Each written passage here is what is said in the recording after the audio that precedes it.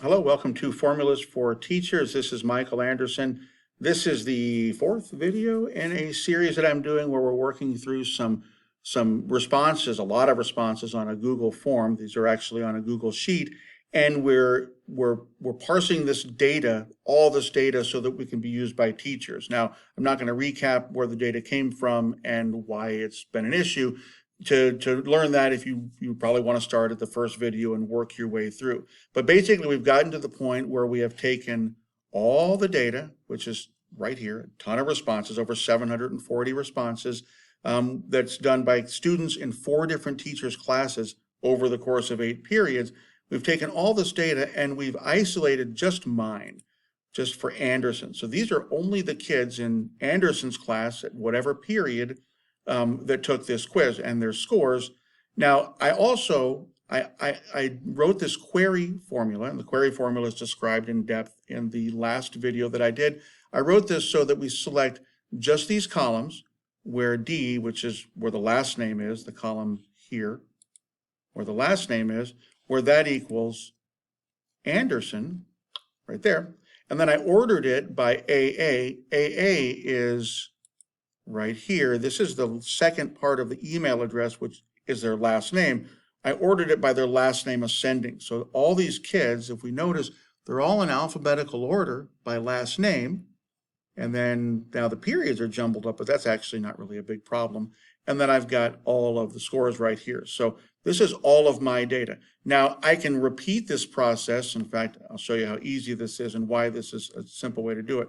So I can go over here and go pass, okay? So I'm going to do just Bassett. So I'm going to go Control C. I'm going to copy the formula from my sheet. I'm going to put it right here in A1 in this sheet. Now this is all of mine, but all I have to do is go and change this right here to Bass. And now these are Coach Bassett's. Notice this is J. Lee Alexander is the first one, and mine is Daniel, because we have different kids. So that's how fast it is to take all that data. Once you write one formula, you just copy and paste that for the other people and you're all set to go. So I have this right here. Now, I have these periods as well. So these are all out of order. This next step is to figure out, how do I get these isolated by period? Well, the first thing I want to do is to find out which periods do I even have represented. So I'm going to do this really fast here to show how I'm going to figure that out. I could go through here. Now, obviously, I know what periods I have, but what if you're doing this for a different teacher, helping that teacher out, or any number of reasons why you might need to use this tool? I need to figure out what are the periods that I've got. So I'm going to go just anywhere here because I'm going to delete this in a second, but I'm going to type in equals unique, and then I want to just get the unique values from B2 to B. I'm not saying B to B because that would get period. I don't care about the period on the header on B1. So B2 to B. So basically it's saying what are the unique values starting at B2 and then all the rest of B, close the parentheses, and I have this right here. Now, that's nice. However, it is not in order. I like things to be in order. So I'm going to do this. I'm going to go to equals sort. Oops. There we go.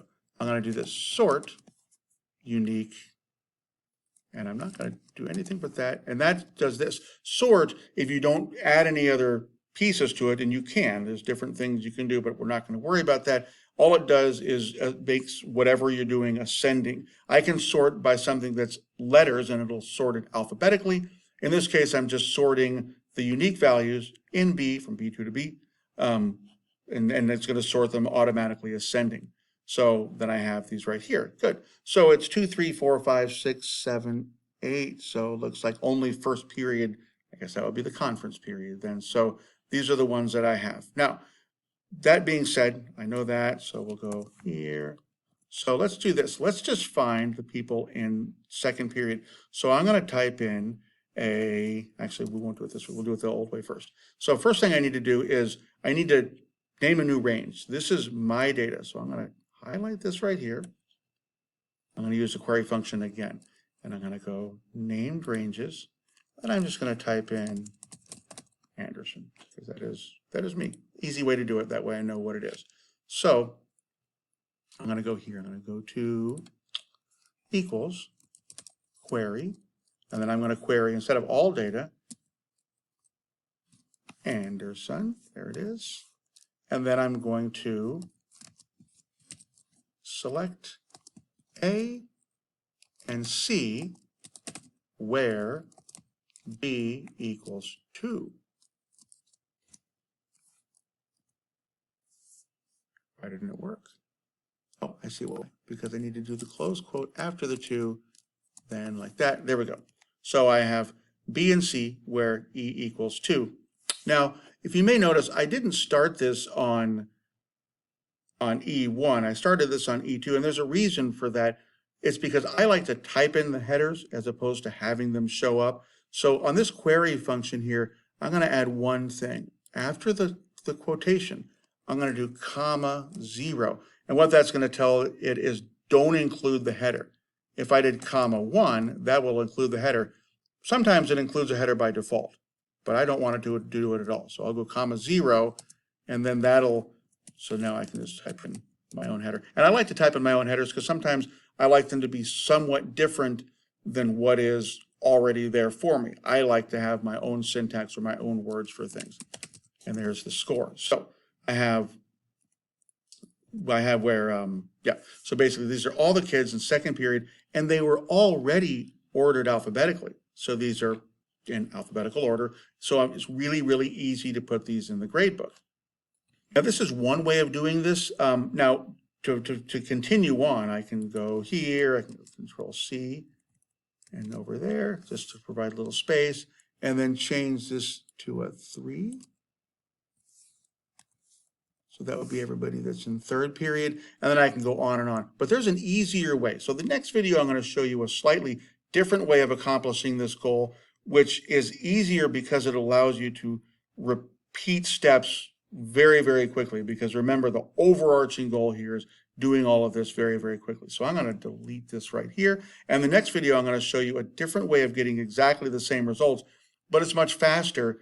And it allows for a lot easier duplicity, especially when we want to do all of the data for these teachers that are on this particular sheet. You got to check the next video to see how that works.